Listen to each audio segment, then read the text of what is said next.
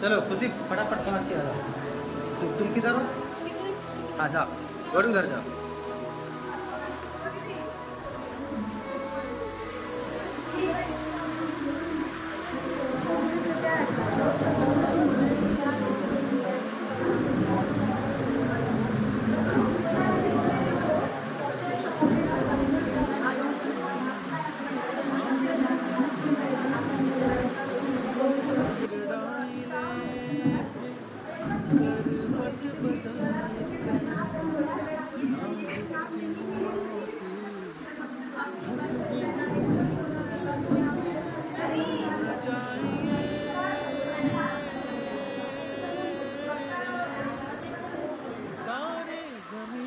शिक्षक महोदय एवं मेरे प्यारे दोस्तों एवं सहपाठियों, आज हमारे विद्यालय उत्कर्मिक उच्च माध्यमिक विद्यालय बरसेली में मद्य निषेध से संबंधित वाद विवाद प्रतियोगिता का आयोजन किया जा रहा है। पक्ष के समर्थन में मेरा कहना है कि नशा किसी एक व्यक्ति को नहीं बल्कि पूरे परिवार को जिंदा दफन कर देता है। मद्य निषेध का कानून समाज के सबसे कमजोर वर्ग के हक में लिया गया एक ऐतिहासिक फैसला है। जब एक घर का मुखिया नशा छोड़ता है तो उस घर में सबसे पहले चूल्हा जलता है और खुशहाली आती है। विपक्ष के संपर्क में मेरा कहना है कि मेरे मित्र विपक्ष में बहुत अच्छी बातें कही, लेकिन सच्चाई से आगे नहीं मूंदी जा सकती। केवल कागज पर कानून बना देने से लग नहीं छूटती। जब तक इंसान के भीतर से नशा करने की इच्छा नहीं खत्म होगी, कानून का डंडा सिर्फ छीनकर नशा करने पर मजबूर करेगा।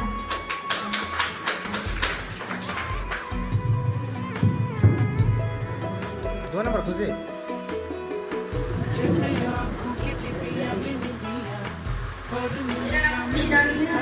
मैं आप लोगों को मद्य निषेध के बारे में बताना चाहती हूँ। मेरे साथ विपक्ष के आंकड़ों की बात करेंगे, लेकिन मैं जमीनी हकीकत की बात बताती हूँ। मद्य निषेध के बाद सबसे बड़ा रंग माल माताओं और बहनों को मिला है। घरेलू हिंसा और सड़कों पर होने वाले छेड़खानी में भारी कमी आई है। आज महिलाएं शाम को खुद को सुरक्षित महसूस करती हैं। मेरा नाम सोनाली कुमारी है। मैं पक्ष के समर्थन में जो पैसा पहले जहरीली शराब और नशे की बोतलों में बह जाता था, उसी पैसे से गरीब घरों के बच्चे स्कूल आ रहे हैं। उनके हाथों में किताब और पैरों में जूते हैं। नशा मुक्ति इन्हें आने वाली पीढ़ी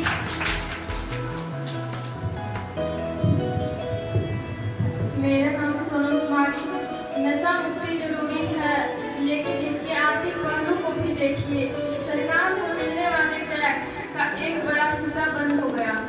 इस भारी भरकम राशि को इस्तेमाल हम अपने स्कूलों को आधुनिक बनाने, अस्पतालों में बेहतर मशीनें लगाने हैं और युवाओं को रोजगार देने कर सकते थे।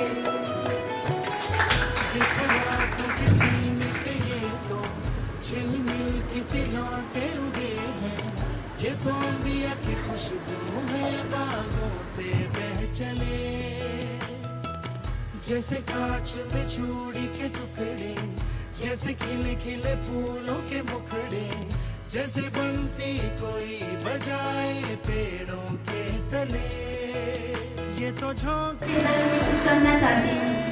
नशा करने वाला कोई व्यक्ति अपराधी नहीं है, बल्कि मानसिक और शारीरिक रूप से बीमार मरीज होता है। उसे जेल के सलाखों के पीछे बजाय नशा मुक्ति केंद्रों और डॉक्टर की जरूरत होती है। हमें इस बीमारी से लड़ना, बीमारियों से नहीं। बहुत अच्छा।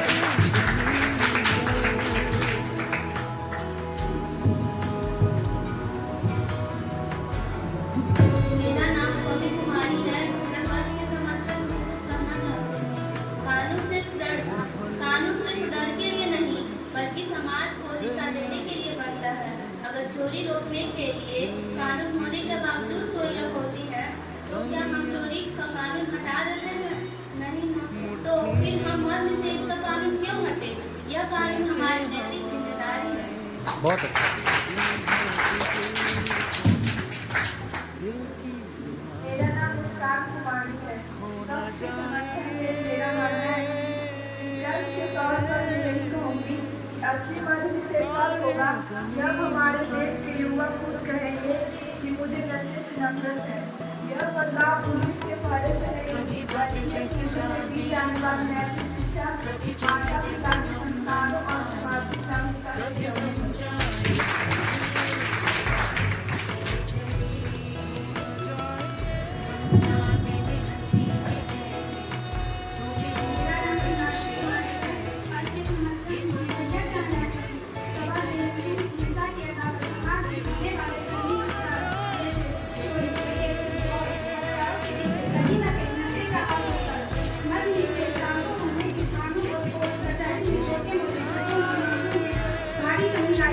जिसे पुलिस प्रशासन और समाज तथा सभी सुरक्षा पर ध्यान दे पा रही है।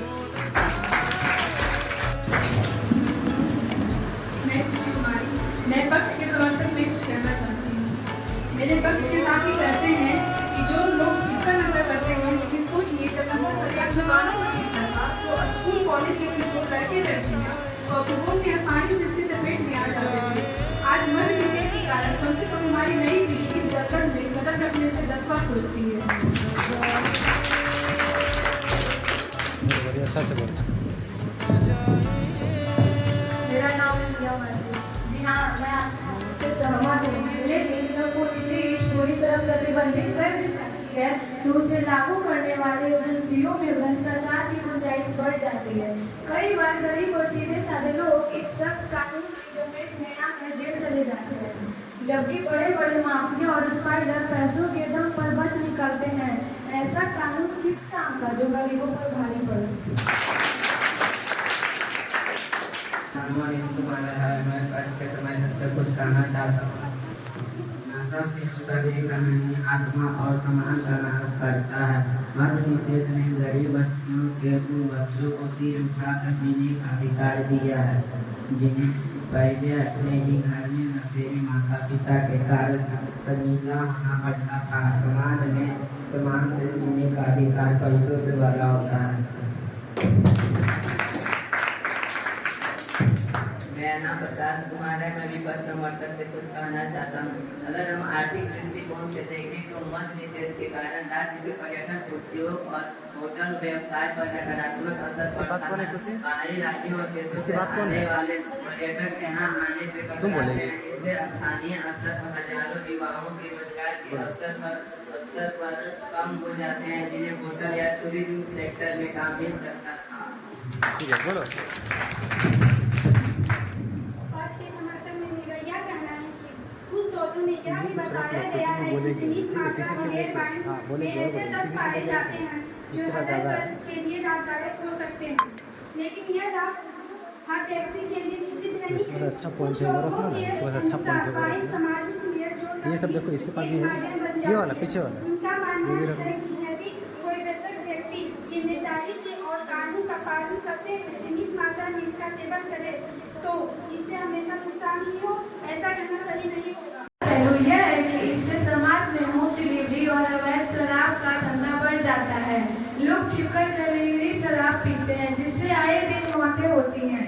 कानून ने नशे को बंद नहीं किया है, बल्कि उसे और महंगा और खतरनाक बना दिया है।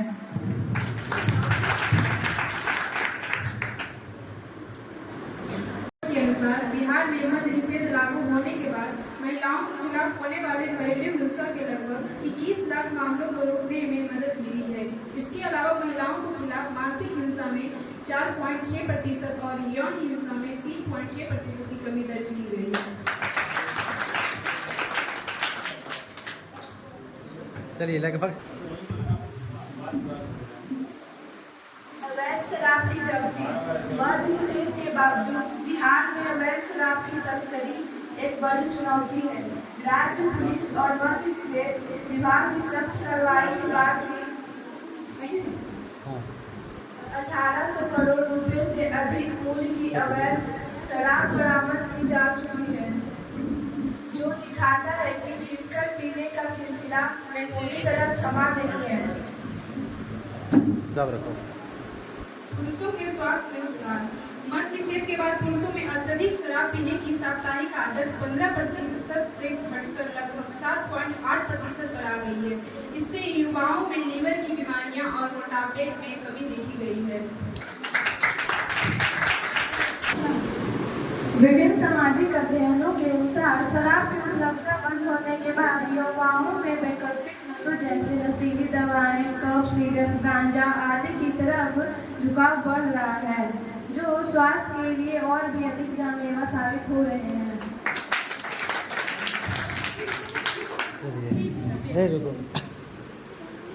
रुको बोलेगी। आप लोग देख रहे हैं हमारे यहाँ एक गेस्ट आए हुए हैं। क्या परिचित हैं आप इनसे? ये हमारे पीएनबी जो पंजाब नेशनल बैंक भरसेनी है वहाँ के बैंक मैनेजर हैं ना। हम चाहते हैं कि ये थोड़ा सा आपको गाइड करें, है ना। क्या विद्यालय आना जरूरी है या ट्यूशन जाना जरूरी है, इस पे थोड़ा सा गाइड कीजिए सर।